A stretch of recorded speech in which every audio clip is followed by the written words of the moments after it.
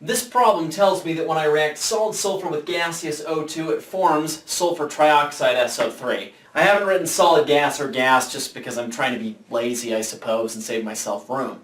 Nevertheless, it goes on to say that in this particular reaction, we produce 7.9 grams of sulfur trioxide when we react 5 grams or 5.0 grams of O2 with 6.0 grams of sulfur. It then goes on to ask what the percent yield of SO3 is in this reaction. In order to do this, the first step that we always have to do is to balance this chemical equation. In this particular case, it tells us specifically that it is not balanced. So if I look at this and try to add some coefficients, I think that if I put a 2 over here, yeah, then I have 6 oxygens on the right. If I put a 3 right here, now I've got 6 oxygens on the left, and then if I put a 2 right there, that should balance the overall equation. Now I've got a balanced equation. The next step that we always do is convert to moles. Convert to moles, convert to moles, convert to moles. Always. There's no way, and I see students do this all the time, you can't convert from grams of sulfur to grams of SO3 directly. You always have to go through moles. Grams and grams never touch, but moles can touch each other. So let's go ahead and do that. I'm going to, first of all, do this starting with sulfur. I'm going to write down 6 grams of sulfur. How many moles is that? Well, 1 mole of sulfur, if I look at the periodic table, weighs 32 grams. So the grams cancel each other, and I end up getting a certain number of moles of sulfur. I've done that already, and that amount turns out to be 0.1875. Now, I'm not writing out the proper number of significant figures, and right now, at this point, I don't care. 5 grams of O2. Now, keep in mind that 1 molecule of O2 actually has 2 different oxygen atoms, each of which weighs 16, so it also weighs 32 grams. So the total number of moles of O2 that we end up with is 0.15625 moles of O2. And then I've got 7.9 grams of SO3. 1 mole of SO3 weighs 80 grams. My grams cancel each other out, and I end up with 0.098, that's a 9, 75 moles of SO3. So I've now converted everything to moles. So what I'm going to do is I'm going to basically erase these amounts. I'm going to erase these amounts, the grams, and I'm going to rewrite moles. So I've got 0.1875 moles of this thingy, 0.15625 moles of that thingy, and then 0.09875 moles of SO3. Now, in order to give myself room on the board, I'm going to go ahead and erase this, so feel free to pause and take note before it's gone. The next step that I do is I use these stoichiometric ratios to determine what the limiting reactant is. How in the world do we do that? Well, the way I usually go about doing it is I pick one of these 2 reactants, and it doesn't matter which one you pick. And I ask myself, given the number of moles of that reactant that I have, do I have enough of the other reactant in order to react with the number of moles of the previous reactant that I have sitting there? Okay, that's kind of a stupid way of wording that. Let's go ahead and pick one of these reactants. And I honestly don't care which one I pick.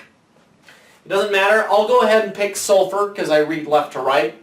So we'll go ahead and pick sulfur. So here's what we're going to do. We have 0.1875 moles of sulfur. So I'm going to write down this question. If I have 0.1875 moles of sulfur, and I do in this case, I had 6 grams of sulfur, which comes to 0.1875 moles of sulfur, how many moles of O2 do I need? So that's the question. This is the word need, sorry. So I'm going to go ahead and write that out. 0.1875 moles of sulfur. How in the world do I determine how many moles of O2 I need? I use the coefficients of the balanced stoichiometric equation. So I'm going to write down moles of sulfur in the denominator so that it cancels out the moles of sulfur in the numerator. And I'll write down moles of O2 in the numerator. Then the numbers that I put in here, well, this is added in a ratio of 2 moles of sulfur for every 3 moles of O2. Got it? Okay, so the moles of sulfur cancel each other out, and I end up determining that if I have 0.1875 moles of sulfur, I end up needing 0.2813 moles of O2. So this is how many moles of O2 you would need in order to react with that many moles of sulfur. Hopefully you're okay with that. So if I have that many moles of sulfur, how many moles of O2 do I need? That's how many moles of O2 do I need. So the next question is this. Do I have at least 0.2813 moles of O2? That is the very next question I ask. In this equation, do I have at least 0.2813 moles of O2? If the answer is yes, then that means that I've got excess O2 and sulfur will run out first. If the answer is no, then that means I don't have enough O2. O2 will run out first. I've only got 0.15625 moles. That is a number that is smaller than 0.283. So the answer is no.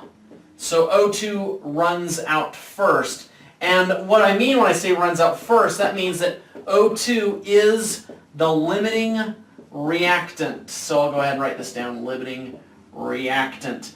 That is the most important thing to figure out through this whole process, because everything that you calculate from this point forward is all done from the limiting reactant.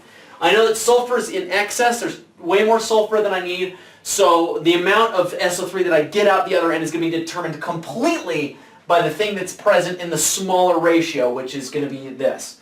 Notice that the limiting reactant has nothing to do directly with the coefficients in front of these. It's all related to the amount and which one of these runs out first.